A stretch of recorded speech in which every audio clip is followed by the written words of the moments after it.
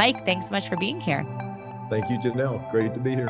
The first question I always love to ask everyone that comes on this podcast is, what's happening lately? What are you struggling with?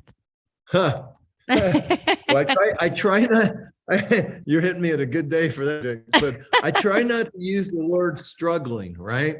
Okay. So, because that's a difficult word, right? So I have a few challenges that I'm dealing with, and I'm constantly reminding myself to enjoy the journey, that this is a mission.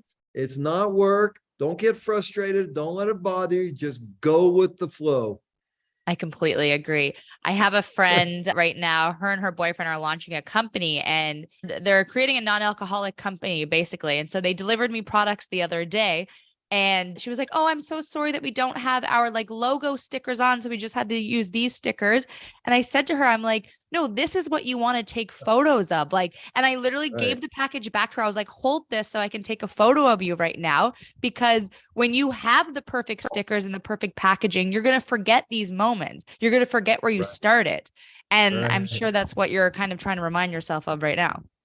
Well, and that on top of that, I'm in this different country from America. You're in Canada, but I live in America. So I'm used to American business. Yes. I'm in Colombia, and I'm not that good in Spanish. So I have both hands tied behind my back trying to build this amazing retreat center. So it's a journey. I was in Costa Rica recently, and you get so accustomed to how Canada and the US operates, and we operate very quickly. We want to get things done. Yes. We're a hustle culture, and Latin American culture is not. No way. So, early on, I've been here since 2015, back and forth, but early on, after I'd gone to my fourth notary in 2 hours to just buy an apartment, I go, okay, this is their country. This is how they do things, even though we quit doing them this way 40 years ago. I'm going to learn patience, and I don't expect them to say press 2 for English, okay? So this is their country. It's their way of doing things, and I'm just going to go with the flow. Is it hard for you to go with the flow, or 20 years ago would have been? Well, I think because American business is so different. Oh, it's so different from A to Z different. And if I wasn't down here building something and spending a lot of money and pouring an enormous amount of time and energy into this project, then it would be cool. I mean, I love this country. Yeah. I love this city. I love living here, but doing business here is completely different. It's a challenge. I want to start right from the beginning. You had a very interesting childhood growing up. Didn't you say you were a juvenile delinquent at one point and getting arrested? Like, tell me about this time. Well, so my father was an alcoholic, and at that time he was an executive alcoholic. He eventually became a Skid Row type alcoholic. But early on, and God bless him. I mean, both of his parents were alcoholics, so he didn't have a prayer or a chance, in my opinion. I was fortunate. My mother was like a saint when he wasn't around, but when he was around, it was a difficult childhood. A lot of just a lot of challenges, right? And so he did the best he could with the tools he had. But it really, my father, he just passed a little over a year ago. But he never grew up with love, so he couldn't access his heart. With the alcohol, he could. Occasionally, he would hit the right zone with enough alcohol, and he would be a kind, loving father. But for the most of the time, it wasn't that way. He wasn't there most of the time. And when he was, it was a lot of tension and humiliation and shame and some violence and stuff like that, right? So I was the oldest of 5. So I'll never forget this. I'm 14 years old, freshman in high school, skinny little guy with braces on my teeth. And I just said to myself, I was at this people's house, a trampoline, everybody's having fun. Everybody seemed normal, but I felt very like I just had to go. I just told myself, dude, whatever's going on here, you need to get out of here. And so the next day I hopped on a bus in downtown Cincinnati at 14 years old and got off 100 miles south in Lexington, Kentucky. So I became habitual runaway, habitual juvenile delinquent. And I really didn't start growing up until I was about 28, I think. I mean, I don't think for no offense, but for a male, I think that's the average age. Well, I mean, I have two sons, so I get what you're saying, but I can say that because I'm 29 and I don't think they're grown okay. up yet. Well, then you need to date or marry an older guy. So that's all I can say. The problem is I don't like them older. So it's a Okay, well, now lose-lose. time will take care of that. It'll all Yeah. work out. No, 100%. I've talked to a lot of people on this podcast that have grown up around alcoholics and have had really terrible upbringings. And it's interesting to me that, I mean, everyone I'm speaking to on this podcast ends up being a very successful person. So, and I've heard many stories of, I mean, you have siblings. So I've heard many stories of siblings growing up with the exact same parents and leading very different lives. So I know that you are all about transformation. So at what point of your life did you finally decide, okay, I'm not repeating this. I'm not going to be the same person that my dad is? Yeah, I got super lucky. Janelle, it was in 82, and I was in a 12-step program, and I was 24 years old, I think, or Wow. something like that. And my life was a mess. I didn't have a job. I didn't have any money. I had an 8th grade education. I had no future, no hope. And a buddy of mine in this 12-step program says, hey, dude, your life is a real mess, but I know someone might be able to help you. And I was so desperate for any kind of hope. I said, okay. So I went and met this guy. And he said, Mike, you come here 1 hour a week for 7 weeks and you'll get everything you want in your life. And it's $50 an hour. And I didn't have Seems like a 50 scam. cents. 1 hour. That's it. Yeah. And so I said, listen, okay, I'll be back next week. Let's get going. And I scraped the ground. I probably wrote her a hot check for the first one, but eventually I paid him in full. But he taught me that how our thoughts become things and that we attach the right emotion to these powerful intentions that he taught me to create. Miracles happen. And that's what happened in my life. Did you believe that at that moment? Nope. And the guy didn't have that nice a house. He wasn't dressed that nice. His furniture wasn't that nice, but I was that desperate. Okay. Yeah. And when you're desperate and you have nothing to lose, I mean, literally, I had $100 car. No, I literally had a checkbook with no money in it. I gave him a hot check and it was a leap of faith. And man, It was the best decision of my life. Talk to me about that 12-step program.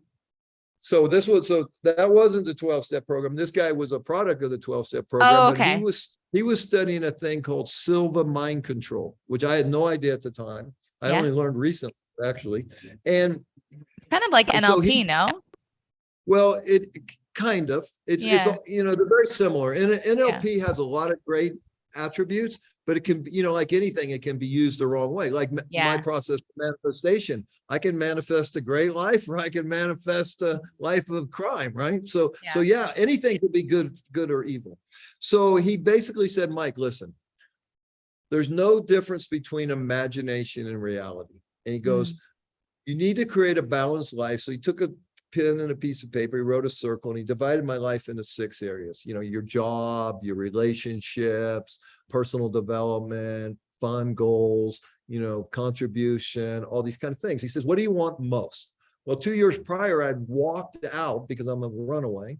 And I was so humiliated. I'm married with a 2-month-old baby daughter, living with my wife's parents and her 5 younger siblings. And I was humiliated. At 24. At 24. I mean, a disaster of a life and a person. And Sunday, they always had a big Sunday family dinner and they're getting ready for that. And I went in the bathroom, I looked in the mirror, I go, dude, you are a loser, which really, frankly, didn't bother me that much. What bothered me, what everybody in that house knew I was a loser. And that's where the humiliation, the shame.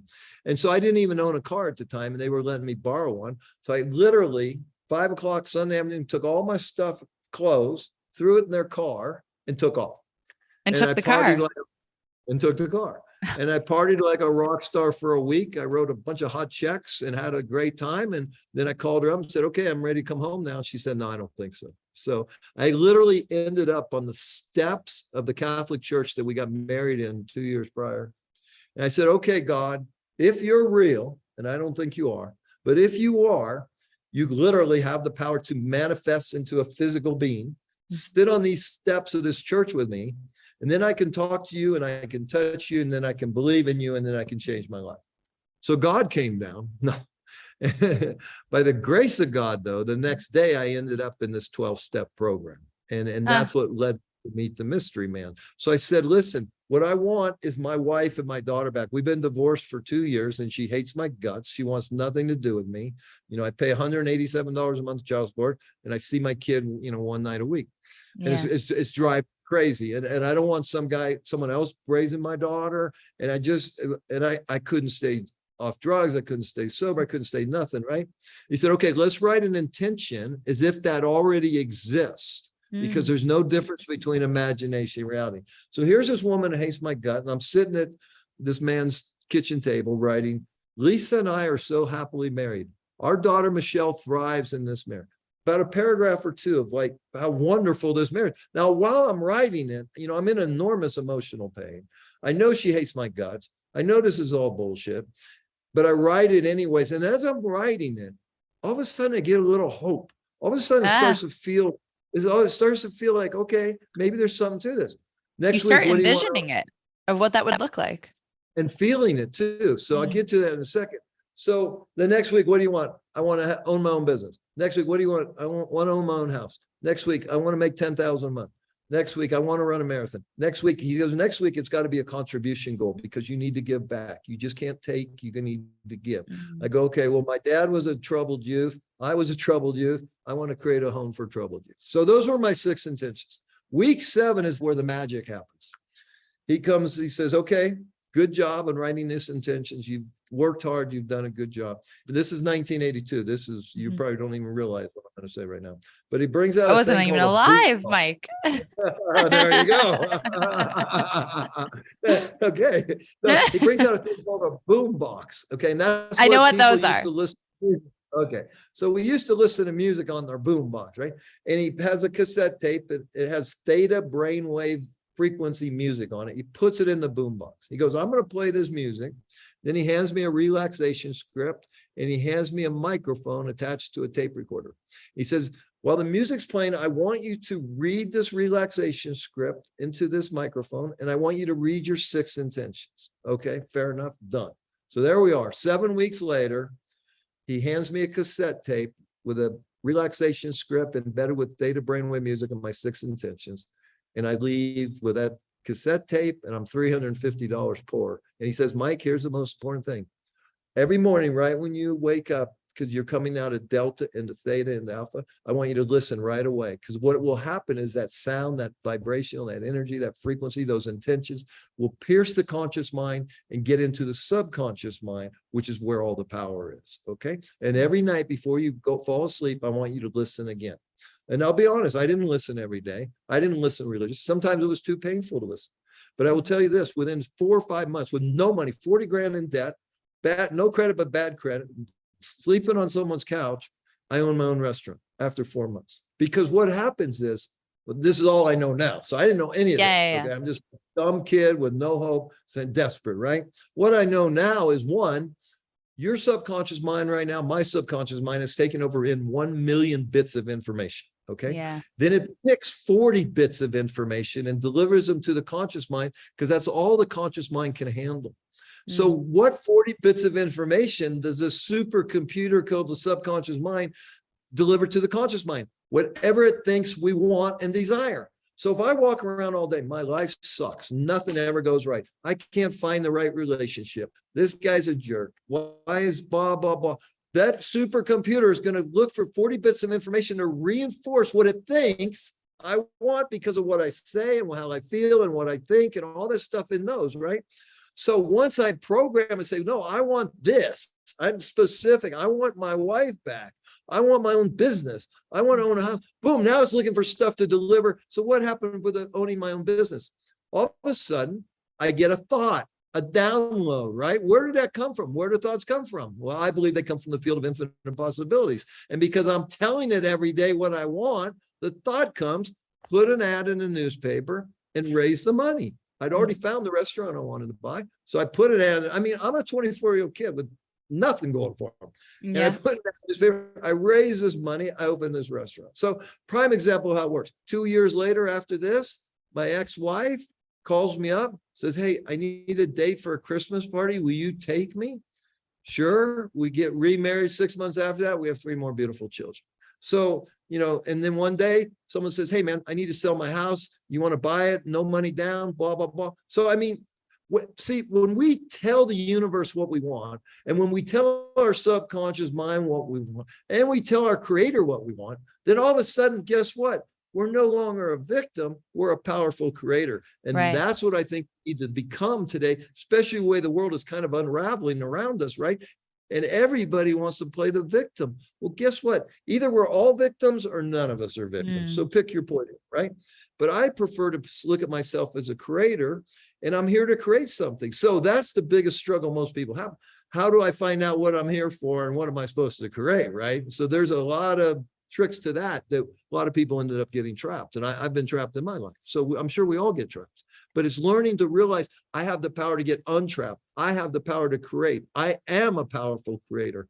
And more importantly, I'm co-creating with the creator of all this, which I call God. You may call anything you want, but there was a creator. I mean, someone created this, right? And so I prefer to align myself with that power, right? And then tell the universe, tell the cells of my body, tell what I want. And it's magical. It works. We're all doing it. By the way, it's happening subconsciously. Exactly. And I would challenge you to come up with one thing in your physical reality, anything that didn't start as a thought first and a desire. Everything in our physical reality starts as a thought and a desire. So why don't we get organized and come up with what we really want instead of what our parents told us we should have, teachers told us we should have, TV tells us what we should have. No, I want to live my life my way based on my heart and my desires. And that's the other thing I'll add. It's very important to move from here because this is the insane asylum, in my opinion. It's a supercomputer. Don't we know it? When I live here, it's insane. When I live in my heart, which who I am, my essence, who I really am, my soul, my essence, my consciousness, then I use a supercomputer to create the life of my dreams. But when I get out of my heart and I'm living in here, see, this can lie to you, this can manipulate, this can steal, this can kill, this can do a million things. This can't. My heart cannot lie to you. My heart can't hurt you, but this can. So it's very important to realize that we need to take this 18-inch journey from here to here, live from here, and then use this. What do you think about specific, like when you're manifesting and telling the universe what you want, do you believe that you should be super specific, or do you think the universe may have a different plan for me? And I should be open to that. Here's what my experience tells me. Super specific and super flexible. Okay. Okay. So right now, that's what I align with. Okay. So I'm building this amazing retreat center here with a great mission, a great purpose, a great everything, right? And so I've been doing it for a couple of years now. It has changed so many times. Just yesterday, I changed the whole second week of it, right? Because I'm co-creating it with God. So I'm very, very specific, but I'm also very, very flexible with new ideas, new information. Yeah. I'm not rigid. Okay. I know what I always go to the outcome. And here's my outcome of this vision, right? When I have a challenging day like I had today, here's what I see. I see someone that came to our retreat center, early diagnosed with cancer, obesity, depression, addiction, whatever. Okay. And 16 days later, they're giving me a big hug with tears coming down their cheeks saying, thank you. Thank you. Thank you. Thank you for blessing my life and giving me this great gift of transformation. And more importantly, giving me transformation that lasts, because the way you taught it and the way you structured it, I know I can take it home with me and I can stay on this path. It wasn't just a diet. It wasn't just a change. It's life affecting transformation that will last forever. And so I go to that moment. I go, every time there's roadblocks, you're like, I just know what the end vision of this is. And I mean, anyone listening today could take that in any aspect of their life. If you have this dream career in your mind and you have one bad day with a client or a manager, you can't let yourself get caught up in that one thing. You have to say, okay, there's a bigger, longer term plan here. Hey, Jenelle, just today alone, and I've invested millions in this, tons of time and energy. I mean, 2 or 3 times a thought comes, why are you doing this? Why are you trying? You're 65 years old. You got your own health. Why are you doing this, man? Yeah. But I get rid of that thought. Yeah. See, thoughts come and they go, but who's in charge of what gets to stay? That's us, right? So I take that negative thought, boom, okay, boom. and then I replace it with that vision of I want the outcome to be. Listen, here's the problem with all this stuff. There was a great book written. It's a great book. I strongly recommend it. But the title sucks because it says think and grow rich. Well, that's great, but you got to get off the couch too. Okay. Yeah. I mean, I had to listen to those. I had to create those intentions. I had to listen. Then I had to go to work, and then I had to, make them happen. So we can't just woo-woo this, right? We have to take action as well. And so I think it's super important that people realize that life is difficult. Life is full of challenges. And the problem is we think it shouldn't be, especially us Americans, probably Canadians too. We're entitled to think, hey, why should I have problems? I'm American, right? And when you come into other countries and I've been to India, and even here we have a ton of poverty down here. And so when you realize how blessed we are, how fortunate we are, then you realize that, I need to own my gratitude. I need to give thanks for my blessings and realize I'm in charge of what gets to live here. I want to help the audience understand why you're creating this Mountains of Hope retreat center in Colombia, because you said you've been working on this for a couple of years now. And this is not just something, I think anyone that builds any kind of nonprofit or retreat center or a way to give back to people, you don't just wake up one day and want to create that. Something happens in your life that empowers you and motivates you to say, there's an issue here. I want to make something that's going to help more people than what I went through. So I know your story, but if you want to tell the audience a little bit about your late wife, who you lost to breast cancer, and why and how that led you to creating this retreat center. Well, very astute observation on your part. So there's always a purpose, right? So my purpose actually, my wife passed away in 2011 at the age of 38 after a 9-year battle with breast cancer, right? But she was the one that loved me, and even though I didn't love myself, she taught me how to love. Number one. And if she told me once, she told me a million times, Mike, you need to learn to be vulnerable. And I didn't know what she was talking about. And most men probably don't need. So, but when she died, I became very vulnerable. For the first time in my life, I had no resistance. I was devastated with this amazing, overwhelming grief. And so God was able to come in and just slice open my heart, take out all the arrogance, all the bullshit, all the self-centeredness, and replace it with love. But I was still in enormous pain and enormous grief. So in that state, a friend of mine called me one month after she had passed and said, hey, my sister-in-law is moving from Wyoming to San Francisco Bay Area. One day after your wife passed. 1 month. 1 month. 1 month. Okay. Yeah. This guy calls me up and says, hey man, can you help me out? My sister-in-law is moving from Wyoming to Bay Area. She has stage 4 breast cancer. She's 38 years old, the same age as my wife had passed. She has 3 children, no husband. Can you help her out? She needs an oncologist. I said, sure. Her name was Amanda. So I took Amanda. I called my late wife's oncologist and set up an appointment. Amanda and I went there. He said, okay, let's run some tests. I want you to go do all these tests, which every doctor does. Even though the tests were just done a week ago, we got to do them again, right? So I think they're all in this together. So anyways, so we go and we do like 2 or 3 hospital visits, doctor visits. She's got to get a port put in here. They wanted to do a test over here. So, 3 or 4 hospital and doctor visits. And Amanda was African-American. She wasn't married. She didn't have good insurance. She didn't have a lot of resources. She probably maybe didn't have the same personality that my late wife had. And so what I noticed is that she was treated much differently than we were. And they either talked down to her. What state was this in? California? California. Yeah. Bay Area. And so I just felt very, very uncomfortable. But I didn't say anything. It wasn't my place to say anything, right? So we go back to my late wife's oncologist, and he says, Amanda, the best protocol to extend your life are these 3 chemotherapies simultaneously. Unfortunately, your insurance will only pay for 1, so that's all I can give you. I have to tell you, Jenelle, I was shocked. Literally shocked. I didn't know the world worked like that, okay? Call me stupid. And I just instinctively said, here's my credit card. You give her whatever she needs for as long as she needs it. Unbeknownst to me, that was the seed that became my nonprofit foundation called the Love for Margot Foundation. So it was Margot's love that changed me, but it was Amanda that inspired this foundation.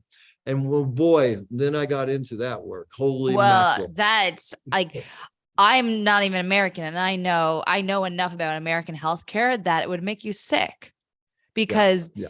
one of the things that I've realized about American healthcare is you could be so healthy and have a great life, and if you get one wrong health problem or health scare within your family, you're bankrupt for the rest of your life. And not only that, what kills you, the disease or the treatment? Okay, because let me tell you what happened to me. So I work with a man until she passes after about 18 months. So I create this. Here's what I saw the need to be. Did she go These through the women, same treatment as your wife?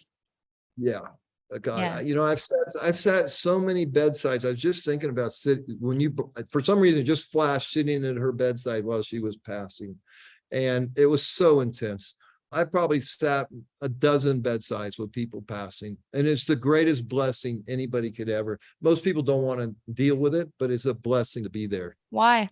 I think I'd be too scared. Well, yeah, you know, I'm just lucky that just feel led to do this work, right? And I have a dear friend. So what happened was, honestly, when my wife Margot was passing, I met this amazing man named Dale Borglum, who has this amazing nonprofit foundation called the Living Dying Project. He was in India in the 1970s studying under Maharaji, who worked with Ram Dass. And Ram Dass and him came back to the States, and they created a dying center where people could go to die spiritually and have a healing death, where they would heal, and it would be a spiritual moment. And that's what I found so profound, and what he taught us. Give you an example. So he would drive 90 minutes every day to come to our house, and taught her what to expect when she takes that last breath, taught her how to meditate through the pain, and then gave me great tips like, Mike, first of all, both of us, while she was still alive, said, everybody needs to come say goodbye to her now while she's still here. So everybody came and say goodbye. Everybody worked out any issues, all healing. It was profound for me to witness, you know, and I wouldn't be in the room. Of course, I went and said my goodbye, but then I would just escort people in, and they'd want to be by themselves, and they'd have their goodbye. I mean, think of this. I mean, literally, she's 90 pounds, bald. They actually put a port in the top of her head to drip chemo into her cerebral spinal fluid. So imagine this. And then he goes, after she passes, make her look really pretty and have everybody come and say goodbye again. And boy, was that profound. Like my daughter, okay, who's probably your age, says, Dad, I'm no longer afraid of death. Because Margot was so peaceful that I just realized that there's nothing to be afraid of. So this whole experience was profound. But back to the nonprofit that I started, working with women below the poverty line, guess what? They have no money to begin with. They get diagnosed, and now they have no job because they got to take time off. Their expenses go up. They got no money. There's no safety net. They are screwed, right? So I go, okay, I'm going to provide financial assistance while they go through treatment. The theory being they'll go through treatment, they'll get well, and they go back to work. I think that worked once out of 150 times. I was going to say. Typically, they get just sicker and sicker and sicker and pass away. And so, but that work, those 4 years of doing that work forever changed me like you can't believe. First of all, these women, they inspire me. They're so courageous, and they have very little support system. Most of my women were in Oakland, were African American. Yeah. 50 or so years old, breast cancer. And guess what? They're having to raise their grandchildren because their son or daughter's not around, either in jail or on drugs. Terrible, terrible situation. Usually not a husband, no emotional support.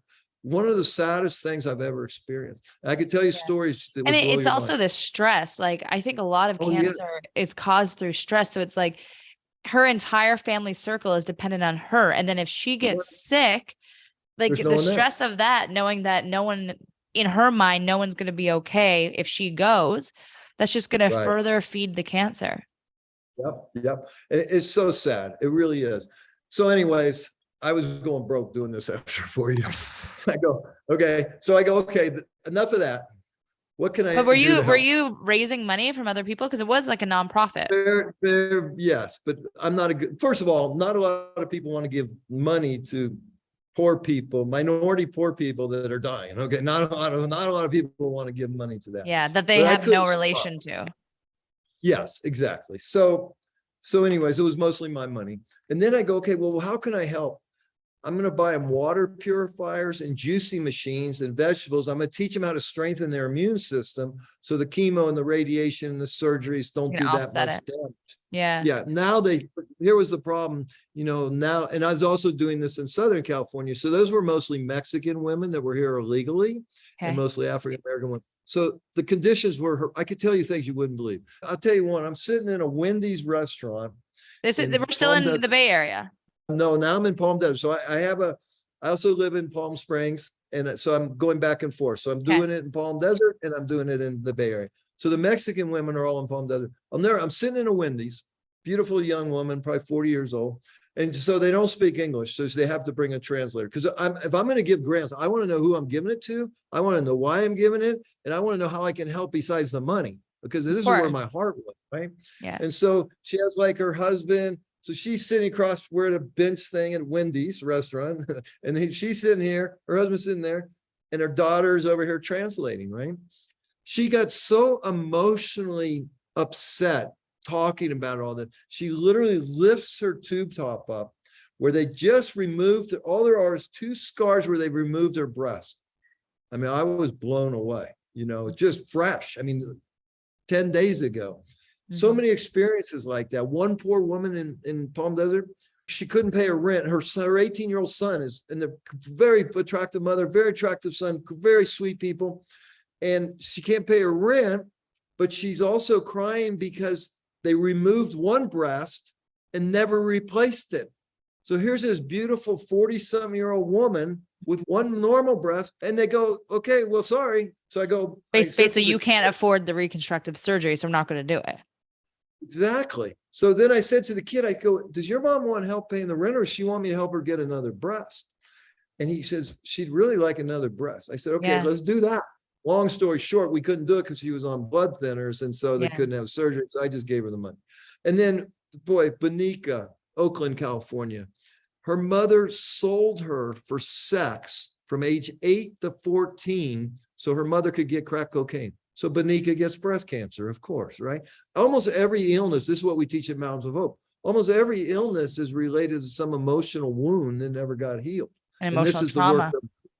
Louise Hay teaches that. And she links to every organ, some emotion, right?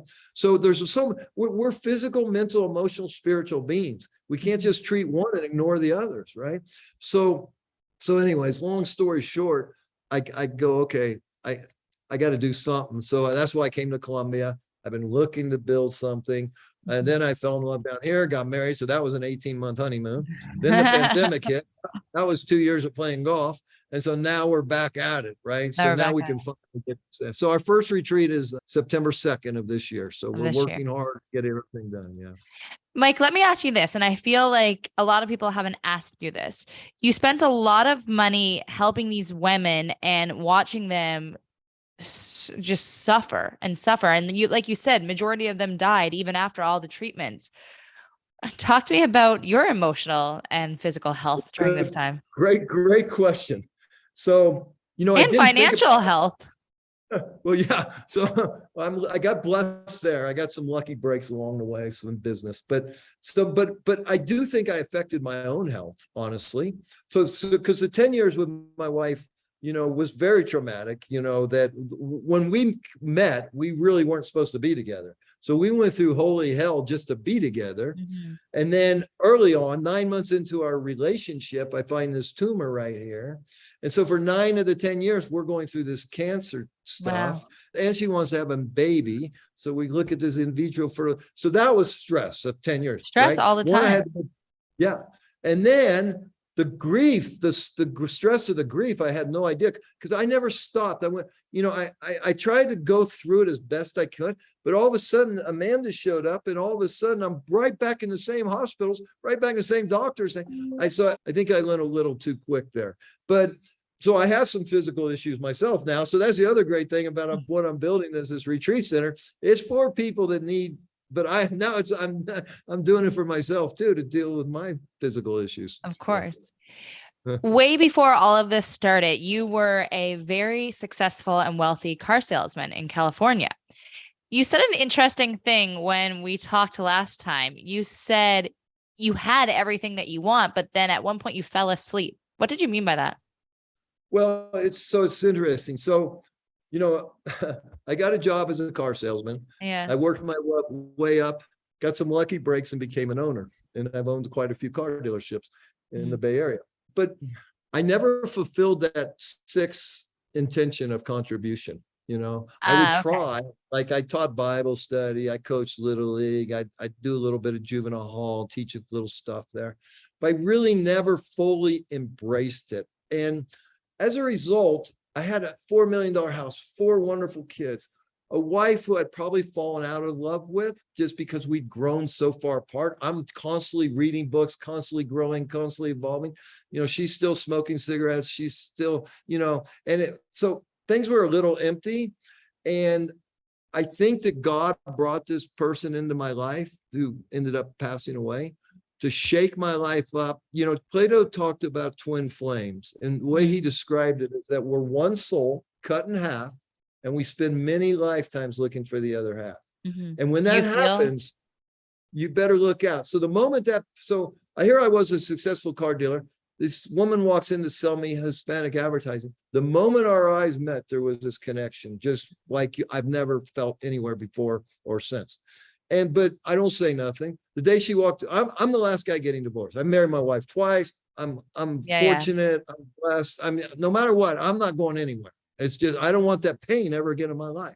Right. And the day she walked my house, she'd only been married 2 months, 27 years old. She's not getting divorced. So we had this connection. We didn't talk about it for 7 months, but for 7 months we worked together. I'm falling in love with her. She doesn't know it. She's falling in love with me. I don't know it. And one day we compare notes, and that was the beginning. You can't deny that chemistry and attraction. You both could have stuck to your own marriages and just appreciated that I'm attracted to that person. Yeah, we have chemistry and compatibility, but it's so hard not to go after that. I mean, we live one life at the end of the day, or like within this life, this is it. Why not go after it? Here's what I'll say about that, Jenelle. Now, I'll tell you my biggest mistake I ever made in my whole life. I wouldn't change a thing except for this one thing. Okay. So we started an affair for 3 weeks. We couldn't stay apart. So we both lied to our spouses and said we just needed space and we need time and blah, blah, blah. What I should have said is, I'm sorry. I met someone, I fell in love, and I'm leaving. But I love you kids. I'm not going anywhere. And I told my kids that all the time. But I should have been honest with their mother, right? Rip that Band-Aid off instead of, because Margot and I both thought we'll figure a way to be together without hurting these people. Well, that's impossible. Now, here's what I will, impossible. But, we were smart and stupid at the same time. But here's what I will say, because I think about this a lot and I look at it. All 4 of us, even her who's no longer in her body, and I've had experiences with her out of her body since she's left, all 4 of us are in a better position as far as spiritually, our heart, everything. She couldn't have kids. Okay. Her ex-husband now has kids. My wife is with a much better partner than me for her. You already had kids, so you didn't care to have more? Yeah, no, I wanted to have kids. They cooked her so bad with the chemo that they couldn't have them. We tried. That's how we found out it came back, is when we were doing in vitro fertilization.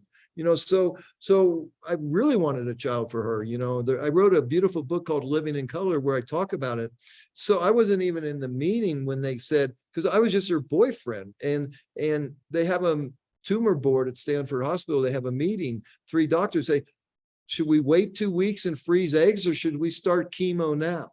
Well, I shouldn't say this, but I'm going to say it anyways. But they start chemo right away. They start getting revenue right away. And they wait 2 weeks to freeze the eggs. They got to wait 2 weeks for revenue, right? So I'm not going to accuse them of that, but it does cross my mind occasionally. But I'll never forget, because after she passed, and this is why this book, Living in Color, is so powerful. After she passed, I found her journals from age 12 to the time she died. Wow. And I'd heard all these stories verbally from her, but now I'm reading them. And there's this part in there where she talks about that moment of those doctors saying, we need to start chemo right away. We can't freeze it. Just tears, tears, and tears. Her writing was so rich and so deep. It was very traumatic for her, So it wasn't that. It was just that she couldn't have children. Right. Interesting. When you were dealing, because you were her full-time caregiver for a while, right? Yeah. Well, especially, so December 1st, 2010, the doctor said, Margot, unfortunately, the cancer spread to the lining of your brain. If you do nothing, you have 6 weeks to live. And if you treat it, you have 6 months to live. And so that's the book, Living in Color, those 6 months. I chronicle those 6 months with flashbacks into our love story. So for those last 6 months, me, her, and her parents, we were together everywhere, every day. And it was so intense. The surgeries that she went through, the draining of the lungs. I mean, it's not even human, really, what they do. We never talked about treating it or not treating it. When we left that doctor's office, it was just full speed ahead. And we said, okay, we're going to live your life as if you're going to live forever. And we're going to prepare for that last breath every night. And that's what we did. So we fought like hell during the day for life. And we prepared every night for that last breath. And so that's what made those 6 months so profound for me. I got to witness this amazing, courageous person full of love and concern for others. Never once asked why me, never once complained, and just was more concerned with other people. And so it forever changed me. And I'm so grateful for this. Listening to you tell these stories, I feel like meeting this woman really changed you as a person. Oh, you had so many opportunities to change prior to that and transform, but it seems like just one woman walking into your dealership. Do you look at your life before and after? And I guess now it's also before and after again. Yeah. But, it just changed. Boy. It just takes one person, doesn't it? You know what it takes, really? Yeah. Love. That's what I'm saying. Unconditional love. Love has the power to transform like nothing else. And unconditional love. And also loss, loss is a great teacher, and so many people are going through loss right now, so many weird things going on in the world. And so grief, loss is loss. I don't care if it's a death of someone or divorce or loss of business, loss of job, loss of self-esteem. Okay. A loss is a loss, and grief is grief. And there's degrees, of course. But if we go through our pain and our suffering and our loss and get to the other side of it, that's where the miracle is. That's where the transformation is. I mean, that's the purpose of this entire podcast mission. Yeah, I agree. Yeah, God bless you. When someone's going through cancer, I mean, you never know when the end is coming. Are you almost always like scared? Today might be the last day. Today might be the last day. Like, how do you keep going? Just the opposite. Every day you think you have one more day until they're gone. Okay. So that's the tricky part, right? Of course, I know she's going to die, right? Ray Charles can see she's going to die. Okay. But you always think you have one more day. And man, that's when it hits you like a ton of bricks, when you don't have that one more day. So it's so many people are going through grief, and I see it all the time, and there's nothing you can do for them. All you can do. Here's what I tell people going through grief is, I got good news and bad news. The bad news is your life will never be the same again. The good news is you will never be the same again. If you allow yourself to go through this, you will grow so much further, faster, farther than you ever dreamt possible. If you don't self-medicate, if you don't become bitter and you choose to become better instead. And some people don't. Some people can't deal with it. Some people die hours later after they've lost a great love, right? So I know people like that. But the trick is, Rumi said, grief is the garden of compassion. And when I read that early on, I go, this is crazy. This makes no, now I get it, because it softens you. It gets you to open, it gets you to move from here to here and then open this thing. And when you walk around with a big open heart, life takes on a whole meaning. I agree. Knowing that your retreat starts this September, what is that? 5 months? Yeah, 5 months. What still needs to get done? Oh my gosh. I was up there the other day, and I actually took a buddy, American buddy that's down here. I took him up there to show it to him. Yeah. And I'm 6'5", he's 66. And so we had to cross like where they're building some stuff, and he slipped and fell into a 6 foot deep hole. And he's claustrophobic. So he's freaking out and he injured himself. So I jump in this hole. I mean, it's totally under construction. The entire house is totally gutted. We have 12 bedrooms, totally gutted. We're turning it into a 5-star thing. We're building a pool, a jacuzzi, a cold water plunge, a gymnasium, pickleball courts, some game rooms. And then we're building a spa and a conference center where we can do the education and the teaching and the. You got like a wellness little center. condo building going on down there. It's unbelievable. It really is. So, but more importantly, it's the curriculum, because there's a lot of education that comes with this. The first week is a physical detox. So there's a lot of education around that. The next week we move into consciousness and spirituality and meditation and plant medicines and shamans and all that kind of stuff. So our guests are going to get the whole kitchen sink thrown at them so that they can figure out what works best for them, for their healing. And by the way, we're 7,000 feet in the Andes Mountains. It's called the City of Eternal Spring. Every day it's 60 to 80 degrees Fahrenheit. I've never felt so much energy in a place in my whole life. I always say, if you can't heal here, you can't heal anywhere. It's that powerful and it's that beautiful. You can feel it, hey? It's unbelievable. Yeah. Who is the ideal person to be going to these retreats? Well, I'm glad you asked that. I was thinking about this morning. So when Margot was my girlfriend and she gets this diagnosis, if I'd known what I know now, and there was a place like Mountains of Hope, she would go there. She would have shrunk that tumor in 6 months, but with the mind and the emotion and the detox and putting good stuff into her body. And when she was stage 4 in 2007, when it came back, stage 4, if we'd known about Mountains of Hope and we could go to Mountains of Hope, she could have beat it then. Okay. I really believe this with all my heart. So that's one person, because she was still strong enough. You have to be strong. I mean, you can't be in a wheelchair and you can't be on oxygen. You got to be still able to take care of yourself. The other person that's someone like me, 65 years old, that has some kidney issues, has some heart issues, because I've had a very stressful, tough life, right? And I've taken care of myself a lot, but a lot of times I haven't, right? So it's ideally for people like me, especially for guys or girls that have a big purpose and a big mission, still have a lot of music left in them, still have a lot of life to live, but have a health issue. Come get regenerated, get that energy back, learn how to detox, learn how to heal, and go out there and help me and others change the world. How long is it again? Or how long will it be? So it's 15 nights. Nice. Yeah. So like 2 weeks and a bit. The first week is physical detox. The next week is emotional, spiritual detox. So we sell them separately, but we really encourage people to do the whole 2 weeks. Yeah. Mike, do you ever wake up someday and think about yourself at 24 years old and then look in the mirror of who you are now? Do you feel like they're the same in some ways? Well, and my wife will attest to this too. In a lot of ways, I haven't grown up. Okay. Yeah. My 4 adult children just sent me a picture yesterday from Easter, and I posted on Facebook, and I go, my kids aren't kids anymore, right? And everybody said, neither are you. So I do have a personality that keeps me young, and so I'm grateful for that. But I've lived so many lives and I've learned so much. And really, what kept me going all those years? The mystery man helped me get going, and gave me a technique and a process. But guess what? Life is difficult. So my childhood programming was pretty intense, right? So I had a lot of onions to unravel.